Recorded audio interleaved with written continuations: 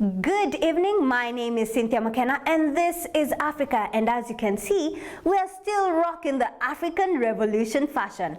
And I know I look like a certain late night show host, but let's not get into that, okay? So last week, we were able to talk about how Ebola has made a resurgence into the continent. And the question all around the world is, how is Africa going to be able to handle both Ebola and COVID-19? No, seriously though, how are we going to do that? Security forces stop and search vehicles in an attempt to trace close contacts and check for temperatures, isolating those that appear ill. Guinea is on high alert. People are scared, haunted by the previous epidemic. We are shipping today 11,000 doses of Ebola vaccine, and this is a huge achievement. At least for the first time in Guinea, we are having a vaccine at the beginning of the outbreak to control this outbreak within the population. The vaccines will be deployed in the field in the theater of operations in Nzérékoré tomorrow, which is planned. And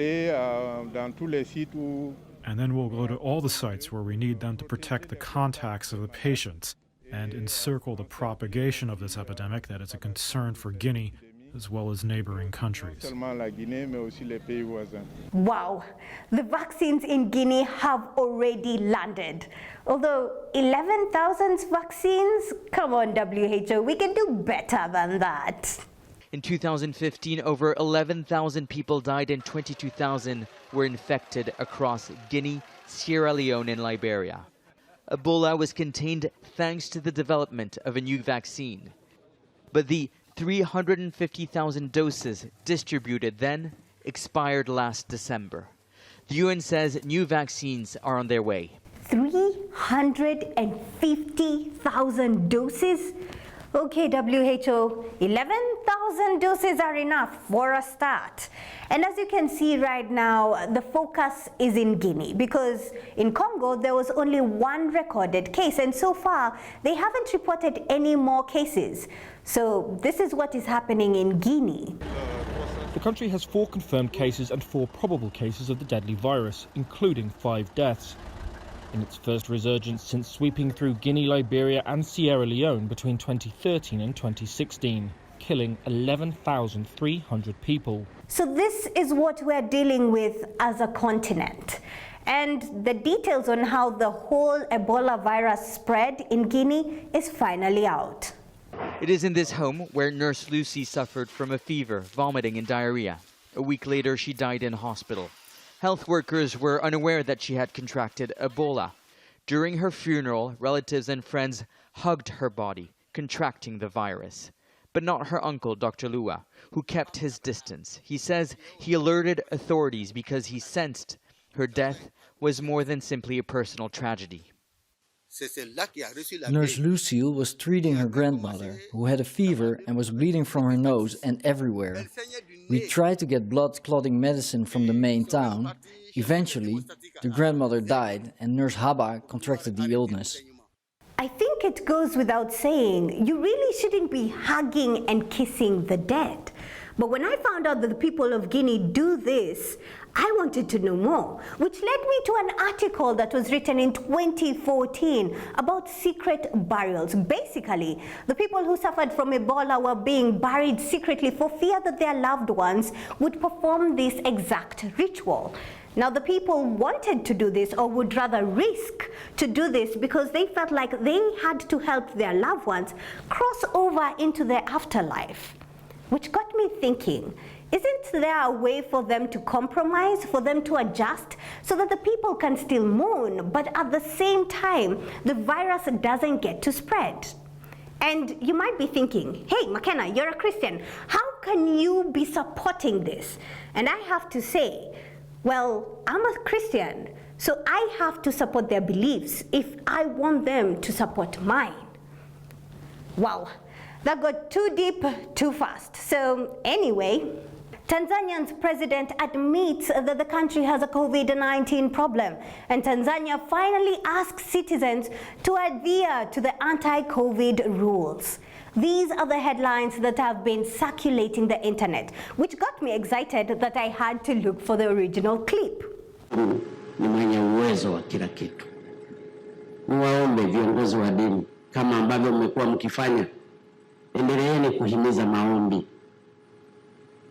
Tutashinda. Tulishinda mwaka jana, tutashinda mwaka huu, tutashinda miaka yote, kwa sababu kamwe Mungu hajaweza kuliacha taifa hili. Tumeshinda mwaka jana mpaka tukaingia kwenye uchumi wa kati na corona ipo. Uchumi ukaendelea kupanda na corona ipo. Miradi ikaendelea kutekelezwa, wala hatukuweka lockdown. Hata sasa hatutaweka lockdown kwa sababu tunajua Mungu yupo siku zote. Ulipoingia ugonjwa huu wa kubana mafua mwaka jana, tuliushinda kwa sababu tulimtanguliza Mungu pamoja na juhudi zingine mbalimbali. The virus that shall not be named, COVID, is in Tanzania. And the president says that he agrees COVID-19 is in the country, but he won't be implementing a lockdown, which is fine. Because look at that. Tanzanians are actually wearing a mask. That is a start. In June 2020, President John Magufuli declared Tanzania COVID-19 free. Since the beginning of the coronavirus pandemic, Tanzanian authorities have repeatedly downplayed the virus. The public has no access to official data concerning the number of COVID-19 cases in the country. The WHO Director General, Dr. Tedros Ghebreyesus, further adds, and I quote, "This situation remains very concerning. I renew my call for Tanzania to start reporting COVID-19 cases and share data. I also call on Tanzania to implement the public health measures that we know work in breaking the chains of transmission and to prepare for vaccination," end of quote. Nchi nyingi zimeanza kuvaa barakoa. President Magufuli today, speaking at St. Peter's Parochial in Dar es Salaam, said the government is not against the use of face masks. He further advocated for Tanzanians to still use alternative and herbal medicine that had been proven to work, as well as to rely on their faith. Sijasema msivae barakoa wala msinikoti vibaya, lakini kuna barakoa zingine sio nzuri. Mtaletewa barakoa zingine ambazo ndizo zenye matatizo. Ukitaka kuvaa barakoa, kavae zilizotengenezwa na Wizara ya Afya. So there's a lot to unpack in this clip. First of all, Tanzania is no longer, well, has never been, COVID-19 free. And Magufuli is urging his people to wear masks. Don't worry, our steaming business is still a go. And finally, Tanzania has to prepare for the COVID-19 vaccines, just like the rest of Africa. Ghana plans to inoculate around 20% of its population in the first phase of its campaign, but it's still not enough, and the government says it's working on securing more doses. Zimbabwe is using the Sinopharm jab that China has distributed to several African countries. The strain that emerged in South Africa is now thought to be dominant there. Senegal has received its first 200,000 doses of the jab from the same company, but there are concerns about the vaccine's efficacy after a study found it produced weaker immune response against the mutation. Deaths across the African continent have reached 100,000 with the contagious variant and limited access to vaccines. Many are concerned that figure could get much higher. Sheesh, way to put us down. We are getting the vaccine, which is most important. Now it's up to our experts to decide which one we should pick. Should we pick Sinopharm from China, or maybe AstraZeneca from Oxford, or maybe Sputnik V from Russia, or maybe one of the American ones? Barely had a protest march started near the airport when this happened. An intense firefight between government forces and pro-opposition fighters. The demonstration had been called by opposition presidential candidates and was being led by some of them. Yes, you heard that right. That was gunfire, which happened during a protest where the opposition was protesting against the extension of President Mohamed Farmajo's term. They are also requesting for an election to take place so that a new president can take the seat. Now the opposition is asking the government, why did you do that? While the government says, you're the one who shot first. maanta waxaa ku xigtay Today, security forces opened fire against us as we led our peace rally in Mogadishu.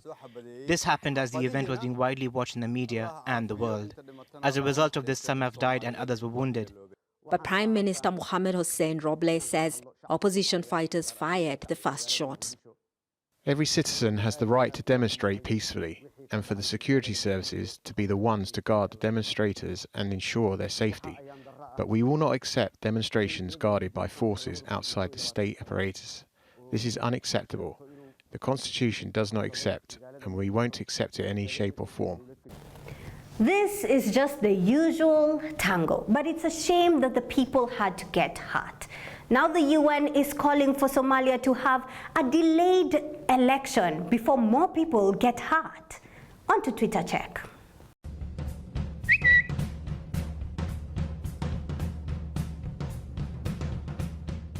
On Twitter check today, the hashtag Pascal Tokodi is trending because of a video that the actor posted yesterday when he asked the president to watch his show. And people went crazy, asking the actor if that's the best he could do after seeing the head of state, while others are complimenting him for his brilliant marketing skills, like over here at Laura Levine and at Sheila Ruri. Question: if you met the president for 15 seconds unexpectedly, what would you ask him? If not ask, what would you tell him?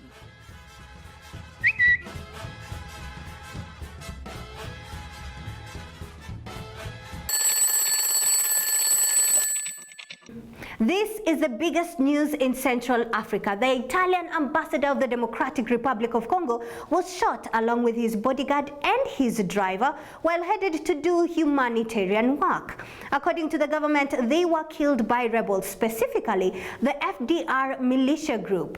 And the government has promised that they will work hard to find out who done it. Meanwhile, in Algeria, the protests are still going on. These protests have been happening since 2019. The same protests were able to kick out President Abdelaziz from office.